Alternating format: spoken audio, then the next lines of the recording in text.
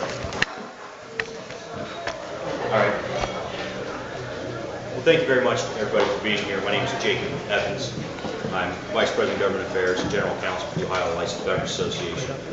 With me, I have Dr. Thomas Pascarella from Hiram College, part of the team that took a look at Issue 3 on behalf of the Ohio Licensed Veterans Association. The OLVA is a statewide trade association representing primarily bars and taverns, but we have restaurants and about all types of liquor permits on and off premise. In the past, we've had concerns about gaming issues, and Issue 3 at this point is no different. However, we thought it was critical to validate our concerns, if you will. We reached out to Hiram and asked them to do a full analysis, if you will, of the issue, including taking a look at the UC study. We were a little concerned that perhaps 34,000 jobs wasn't quite accurate, and I think as Dr. Pascarella explained, in our eyes, that doesn't seem to be accurate.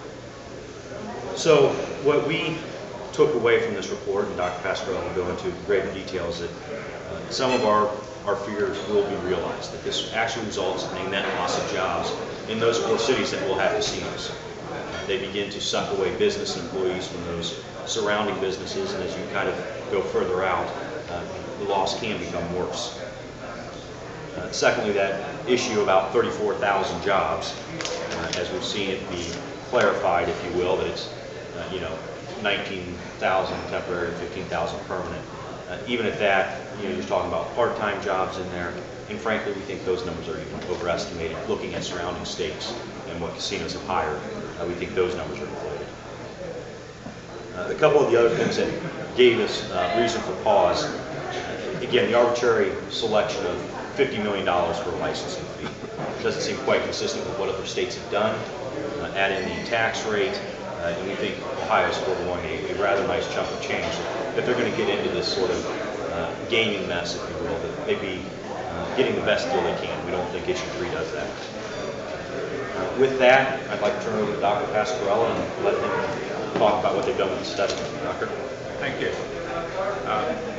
As was mentioned, 4 of us at Hiram College took a look at the University of Cincinnati study and the Issue 3 proposal. It included 2 PhD mathematicians, a professor of economics, and myself, a professor, emeritus professor of economics and management. Between the 4 of us, we probably have 120, 130, 140 years of teaching and research experience. What we did was look at 4 or 5 issues, and quickly, if I can mention them, and then I can make a few comments on each. First, we looked at the University of Cincinnati study in terms of what did it address and what didn't it address. Second, we looked at the issue of economic growth. Are casinos a vehicle that lead to economic growth in a metropolitan area and job creation? The third thing we looked at was the licensing, the sale of the licenses. Fourth thing was the tax rates. And then we looked at the issue of employment in general. And then we had a number of smaller points that we did address. If we could, I'd like to comment on each of those 4 or 5 issues. First, on the University of Cincinnati study that's mentioned frequently. When we read that, we realized that it's really what economists would call an impact study, not a cost-benefit study.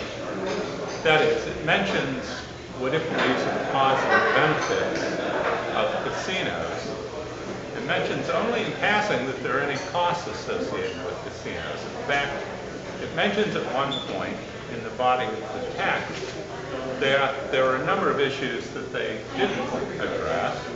Issues such as the social costs, what economists call social costs, things such as the cost of addiction, a gambling addiction, were not addressed. Issues such as what would be the impact on surrounding businesses in the general vicinity, and questions such as what would be the impact on other gambling efforts throughout the state.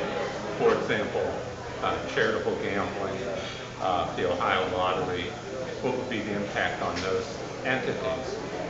And so what we thought is really necessary is not an impact study, which tells you what the positive is, but what's really necessary is a cost-benefit study that looks at how do the costs balance against the benefits that would be accrued. And we think that's a major limitation of the study, to not go into the costs. The first major issue that we looked at was economic growth, and asked the question whether or not casinos are a vehicle for economic growth. If I can give you a condensed 1-minute lecture in regional economics, I think our point would become clear. That is, economic growth in a metropolitan area occurs when the area exports something outside of its own region. That is, wealth comes into the region from other parts of the nation or other parts of the world. And then the businesses in that region employ people and expand, and the area as a whole grows. One can go to Ohio cities in the 20s and 30s and see that happening. One can go today to Atlanta or Raleigh, North Carolina, and see that happening. Wealth is being brought into those regions, and as it occurs, there are what economists call multiplier effects. That is, as wealth occurs, new industries pop up as a result of that, and new population, the people arrive. Those new people demand grocery stores, theaters, and what have you. And so for the one job that occurs in what we call the motor industry, there could be 2 or 3 jobs that occur over a period of time as ancillary services and businesses develop. And so growth occurs. We don't see casinos functioning that way. Perhaps the only casinos that function that way and that they bring wealth from other parts of the country to themselves would be Nevada, in particular Las Vegas, where people will go to Las Vegas and gamble, and therefore outside wealth is brought to the region. Or perhaps Atlantic City, where people would have outside wealth coming to the region. That's not the case with this type of casino, and many of the casinos that have been built in neighboring states. Even